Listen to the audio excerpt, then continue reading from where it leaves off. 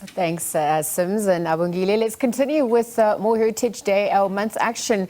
Now, from singing church hymns that taught her valuable lessons about voice control, Noex is a versatile singer-songwriter with a soulful and expressive voice. Her artistic vision is set to create music that evokes emotion, also sparks self-discovery at large. Now, her single album, Buya Wena, was recently released in July this year, and she performed at notable venues like Jojo Rooftop, Emthunzini Carwash, Capello, Asbonge Lifestyle, and that's just to mention a few. So she joins us this morning bright and early to talk about her musical journey. Noex, good morning. Thank you for joining us at this hour. So bright and fresh on this cold winter's morning in spring. We always have to show up either way. Well, you've showed up, and I mean, you. since you've now been showing up with the release of your music, the journey that you've undergone, how's that been like for you to date? I mean, it's so exciting, honestly. Of course, there are challenges, but honestly, it's very, very exciting. Yes. So speaking about challenges, what would some of those challenges have been?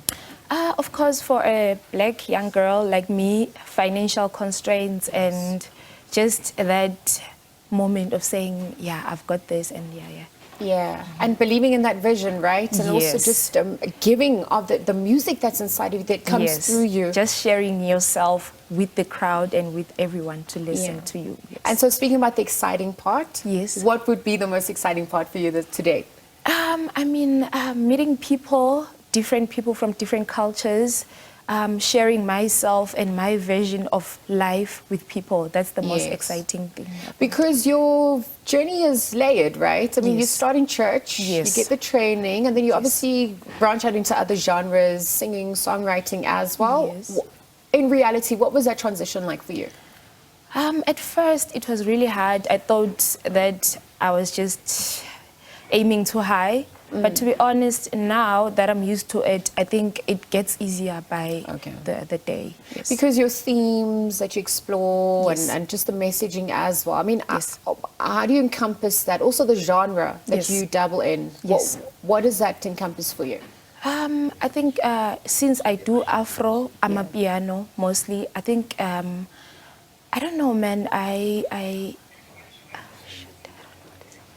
Oh, just the the sound that you dabble in, because Buya Wena then comes out in July. Yes. And so how was that received as well? That reception from your audience and the feedback? Okay, yeah, people did love the song because it entails a man who's coming back home from working very hard, and so the family is now missing the father. So Buya Wena is a story about that particular detail in life. Yes. And I'm just thinking about being an artist, an independent artist as well, and your competition, and also just people that you would have come into contact with, perhaps that you'd want to collaborate with. Yes. What has that journey been like for you in reality? It's been very hard, especially when I was working alone. But I think now it's better because I have a manager now, Ritz Entertainment.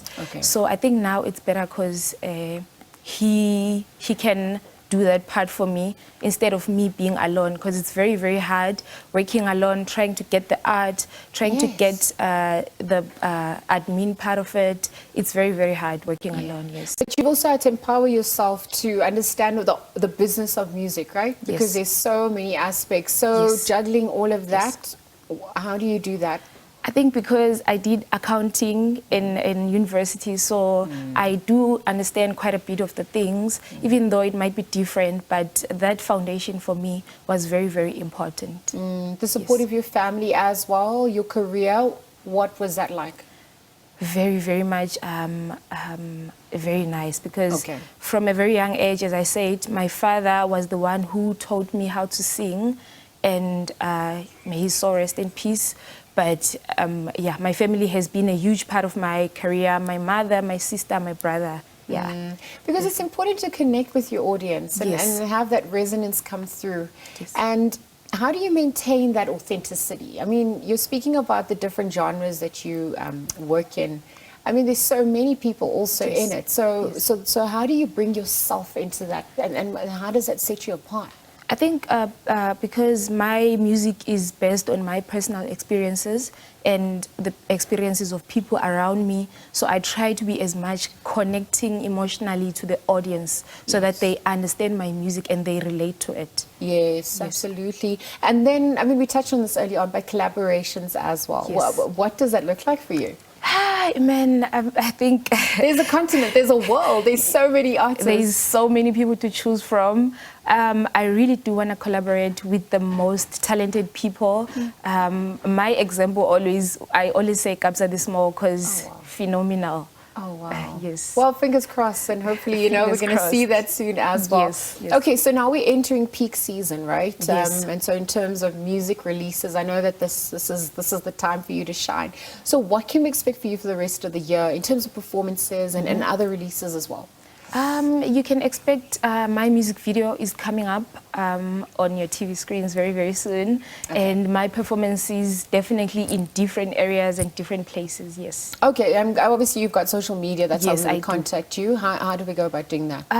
Most of my social media is Noex Ngwabi, which is Noex Ngwabi. All right, Noex, thank you for your time at this hour. I'm going to leave the conversation there. Looking forward to that performance in just a moment as well. Nkosi Nodumo Ngwabi, also known as Noex, really joining us this morning to chat about her musical journey and really how she keeps pushing boundaries and also spreading her message through her different melodies.